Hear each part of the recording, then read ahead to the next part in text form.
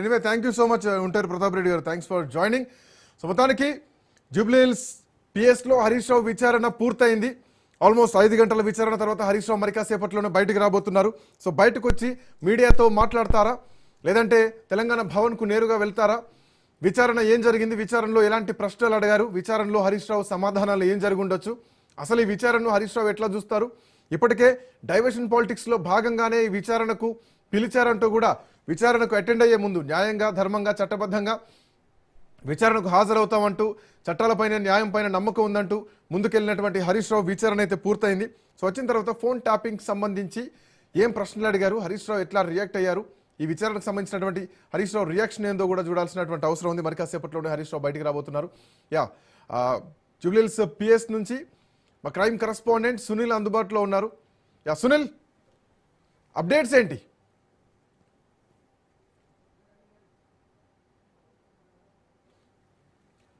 Jubilee Hills PS నుంచి SIT విచారణ ముగిసింది. హరీష్ రావు కాసేపట్లో బయటికి రాబోతున్నారు.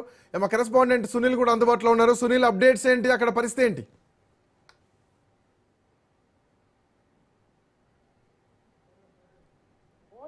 కేసులో ఈరోజు మాజీ మంత్రి, మరోవైపు బీఆర్ఎస్ లో కీలక నేతగా వ్యవహరిస్తున్నటువంటి హరీష్ రావుని ఈరోజు సిట్ అధికారులు విచారణకు హాజరు కావాలంటూ కూడా నిన్న నోటీసులు సర్వ్ చేశారు. నిన్న రాత్రి 9 గంటలకు హరీష్ రావు ఇంటికి నోటీసులు అందించారు. హరీష్ రావు అందుబాటులో లేకపోవడంతో తన నివాసానికి పోలీసులు సిట్ అధికారులు 150 సిఆర్పీకి నోటీసులు అందించినటువంటి పరిస్థితి నుంచి ఎప్పుడైతే సిట్ అధికారులు నోటీసులు ఇచ్చారో ఆ తర్వాత వెంటనే హుటాహుటిన సిద్దిపేట కాన్స్టిట్యూన్సీ లో ఉన్నటువంటి హరీష్ రావు హుటాహుటిన హైదరాబాద్ చేరుకున్నారు. ఈ రోజు ఉదయం 11 గంటల ప్రాంతంలో తెలంగాణ భవన్ నుంచి అతను నేరుగా జూబ్లీహిల్స్ లో ఉన్నటువంటి పోలీస్ స్టేషన్ ఏర్పాటు చేసినటువంటి సిట్ అధికారుల ముందు విచారణకు హాజరు కావడంతో మొత్తం సుదీర్ఘంగా దాదాపు 3.5 గంటల పాటు హరీష్ రావుని సుదీర్ఘంగా పోలీస్ సిట్ అధికారులు విచారించారు.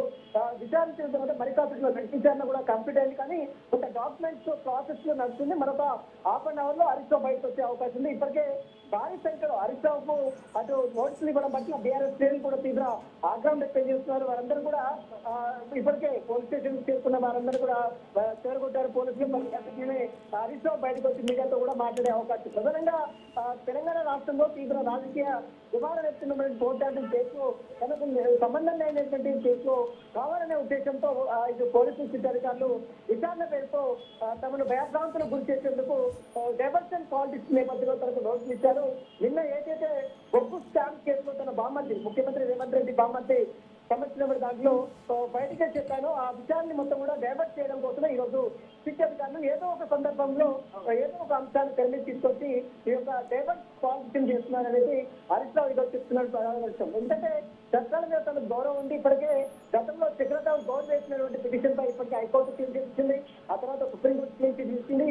అయినప్పటికీ కూడా మార్చి 10వ తేదీ 2024లో నమోదైనటువంటి పంజాగుట్ట పోలీస్ స్టేషన్ లో నమోదైన కేసులో మళ్ళీ ఇప్పుడు సిట్ అధికారులు నోటీసులు ఇచ్చారు. అది కూడా ఒక ఛానల్ ఎంపీ ఇచ్చిన స్టేట్మెంట్ బేస్ చేసుకొని ఈ రోజు సిట్ అధికారులు నోటీసులు ఇచ్చారని చెప్తున్నారు. కాబట్టి వారికి సంబంధించిన అంశాలపై కూడా సుదీర్ఘంగా హరీష్ రావుని అటు సిట్ అధికారులు ప్రశ్నిస్తారు. ముఖ్యంగా 2023 ఎన్నికల సమయంలో ఆ ఎంపీకి సంబంధించిన ఛానల్లో ప్రసారం చేస్తున్న ఒక టెలిఫోన్ ట్యాపింగ్ సంబంధించిన అంశాలతో పాటు ఆ ఛానల్ ఎంపీతో మాట్లాడినటువంటి సంభాషణలు కాల్ డేటా ఆధారంగా హరీష్ రావుని సుదీర్ఘంగా ప్రశ్నిస్తారు.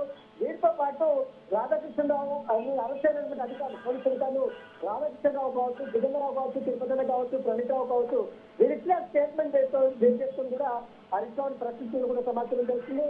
మరోవైపు బీఆర్ఎస్ అబద్ధం తీవ్ర దుమారం వేస్తున్నటువంటి ఎలక్ట్రల్ బాండ్స్ సంబంధించిన అంశాలపై కూడా హరీష్ రావుని ప్రశ్నించడం కూడా సమాచారం తెలుస్తుంది. మొత్తం దాదాపు 4 గంటల పాటు హరీష్ రావుని తీవ్రంగా విద్యార్థులను ప్రశ్నించారు. కొన్ని అంశాలకు తనకు పోలీసుల దగ్గర వరకు సమాధానం చెప్పారు. తర్వాత కొన్ని కావాలని అడుగుతున్నట్టు కూడా హరీష్ రావు వాళ్ళపై రివర్స్ అటాక్ చేస్తుందని కూడా కొంత సమాచారం తెలుస్తుంది. ఇదంతా కూడా రేవంత్ రెడ్డి ఇచ్చిన స్టెప్ ని బేస్ చేసుకొని తమని ఈ రకంగా పిలిచి విచారిస్తూ అనేది. సో ఇట్లాంటి అవకాశాలున్నాయి సునీల్. హరీష్ రావు బయటకు వచ్చిన తర్వాత సేమ్ గతంలో కేటీఆర్ మాట్లాడినట్టు లొట్టపీస్ కేసు అని